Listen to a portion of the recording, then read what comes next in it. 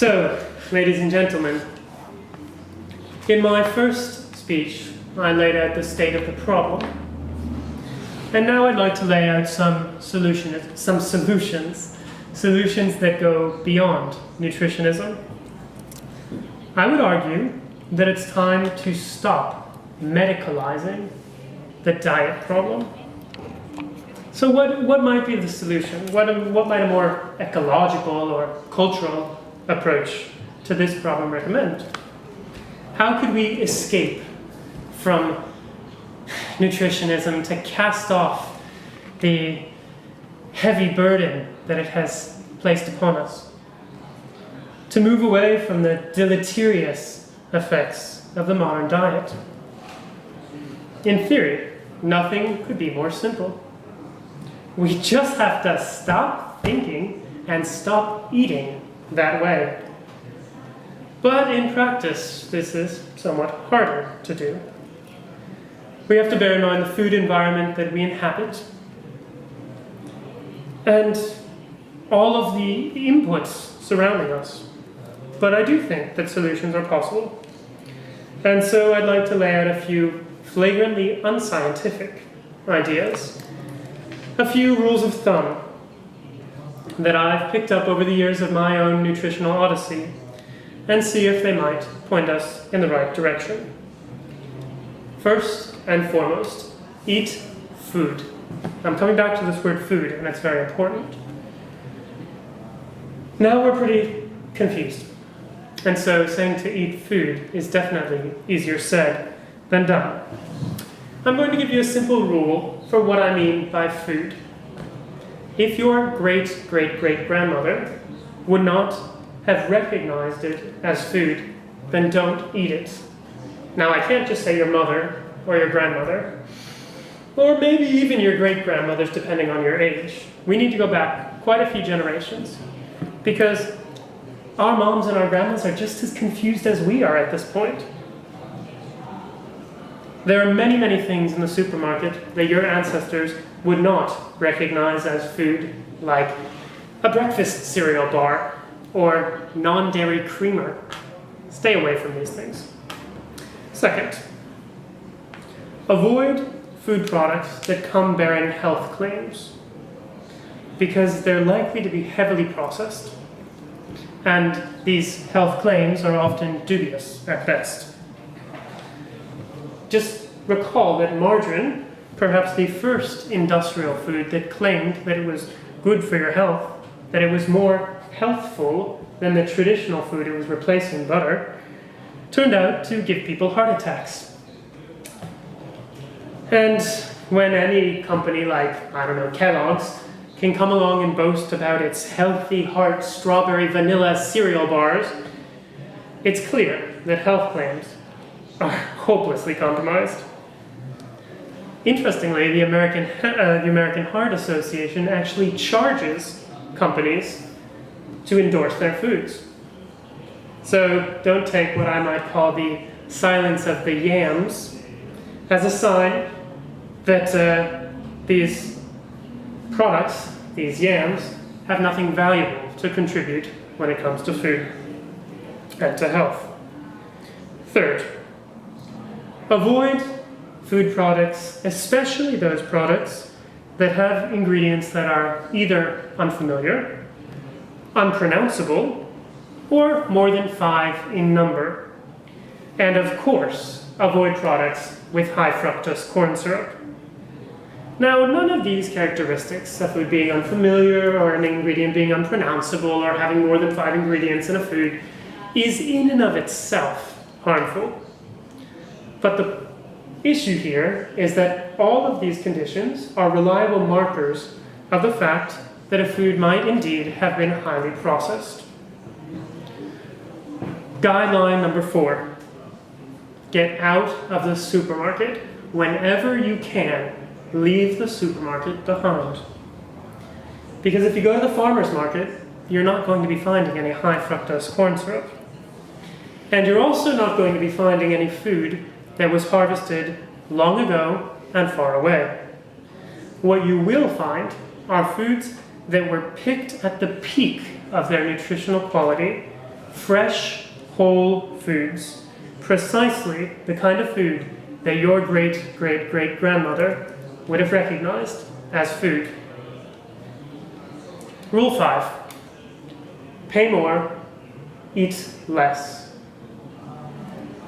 Now, over the course of the last century, the American food system has devoted its energies and its policies to increasing quantity and to decreasing price.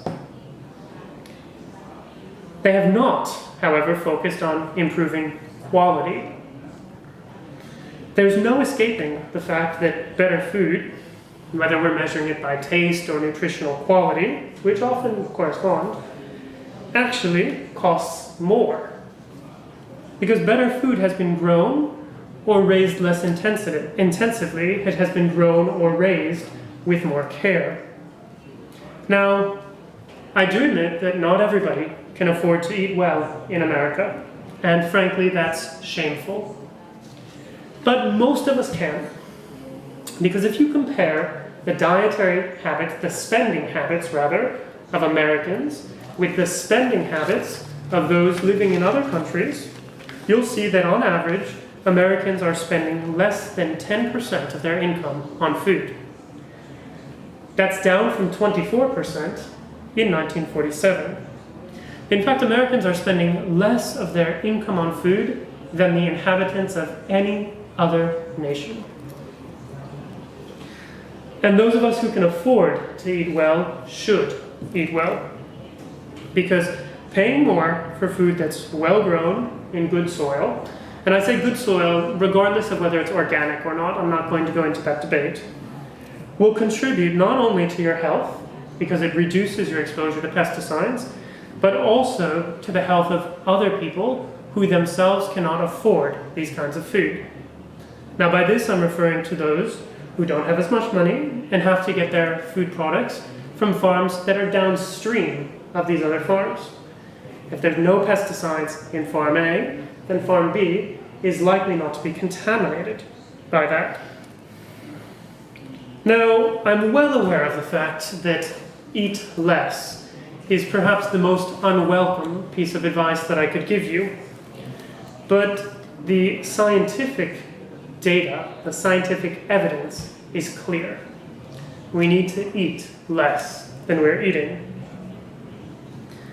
If you look at studies on caloric restriction, you can see that it's been shown to slow aging in animals.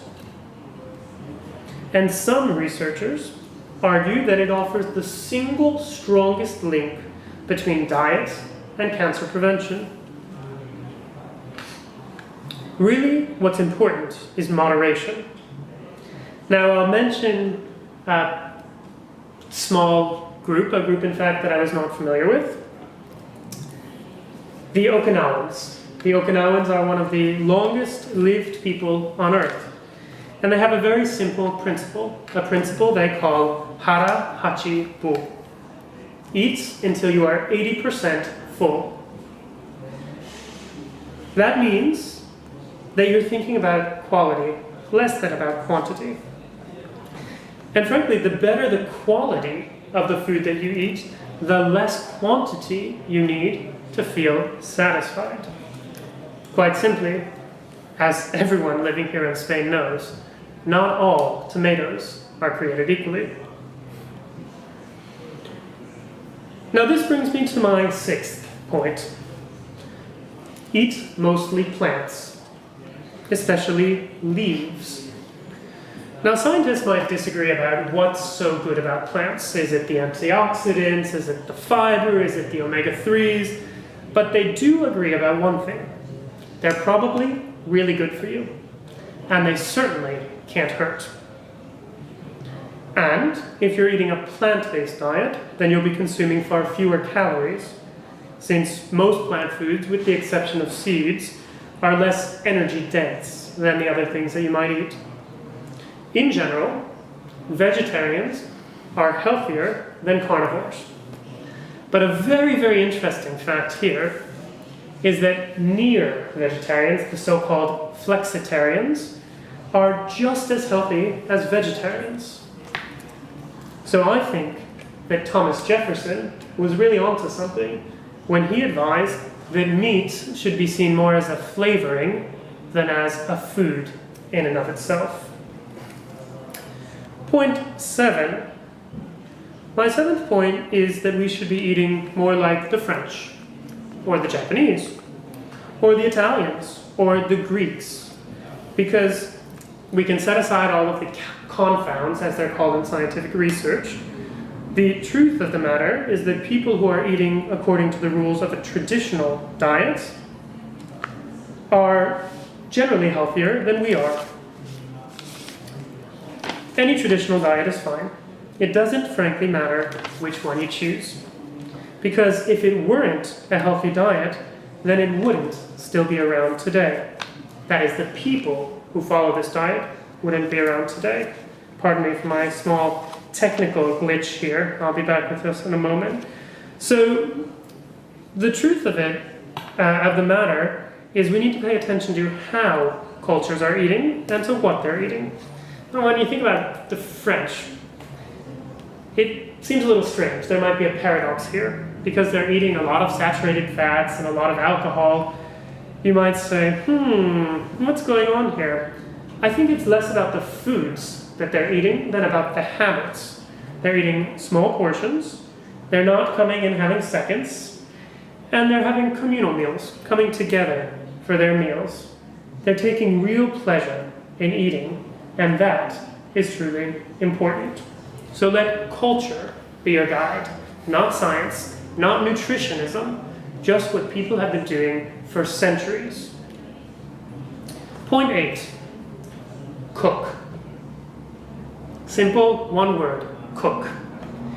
And if you can, go out and plant a garden as well. Because if you become part of this intricate process, this completely fascinating process that provides for your own sustenance, then you are going to appreciate that food should not be cheap. Food should not be easy. Food is fuel. Food is what keeps our bodies and our lives going. So this kitchen culture truly has much more wisdom about diets and about health than you're likely to find in a scientific journal. And the food that you yourself are growing is going to contribute to your health long before you sit down to eat it. By this I mean that you yourself are going out and gardening. You're doing some physical exercise, so that food is helping you to be a healthier person. My final point is that we should eat more like omnivores. Try to add not just new foods, but new species to your diet. Because the greater the diversity of foods that you yourself are eating, the more likely you are to cover all of your nutritional bases. Now, of course, you might argue that this is an argument from nutritionism. But there's a broader argument here, an argument about health. And this argument is that biodiversity in our diets means there's less monoculture in our fields. Fewer people going out to plant, just corn in every single field you find, so you can make more high fructose corn syrup, and on goes the cycle. And more people eating a greater diversity of foods. And this has everything to do with your health. Because this will keep us away from the chemical fertilizers and the pesticides that we need to keep our system from collapsing. Diversifying the fields that we're growing our food in means fewer chemicals, healthier soil, healthier plants and healthier animals, and in turn, healthier people. It's all connected, and it all can be summed up in the 3 simple sentences that Michael Pollan was so kind as to bequeath to us. Eat food, not too much, mostly plants. Thank you.